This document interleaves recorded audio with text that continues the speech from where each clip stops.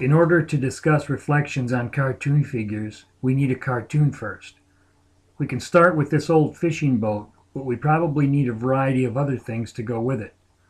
Reflections behave differently on different surfaces, so let's add a fisherman in the boat. By including this fisherman in the cartoon, we now have some new variables to deal with. First, reflections will be softer on clothing, which is not as smooth as his lighter skin or the fish. Next, those reds and blues in the fisherman's cap and shirt will also contrast differently than his skin and the fish.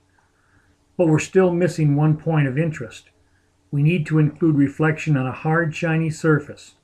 Since this is a fisherman, let's add some water under the boat and put a couple bottles of beer in the boat with him. Whoa, I said a couple bottles. I guess this really is a fisherman. If he likes beer this much, there would probably be some empties floating in the water too. Okay, I could carry on like this and keep adding things to the cartoon all day, but let's move on to the part about adding the reflections. We need software that supports layers to do this. On a separate layer, I'm adding white dots on the bottles as reflection. I'll flicker them here to make them clearer. Then I fade the dots to around 50% opacity such that some of the bottle color shows through. There is no magic formula for selecting the percent opacity of a reflection. We have to use our own good judgment and do what looks good to us. Next, we can add white spots on the fisherman's clothing. Remember what I said about the different contrast and softness of clothing. We want to use another separate layer for these reflections, and we want to fade the opacity much lower to around 25%.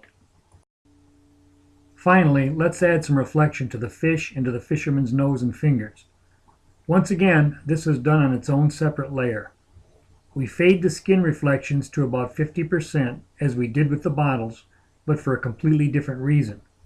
The bottles used 50% opacity because they are shiny and highly reflective, but the skin uses 50% because it is so much lighter in color and it contrasts differently.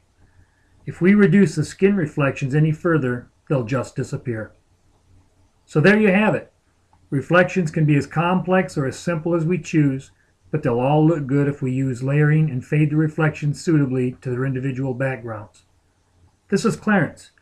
Use your software wisely, happy cartooning, and thanks for stopping by.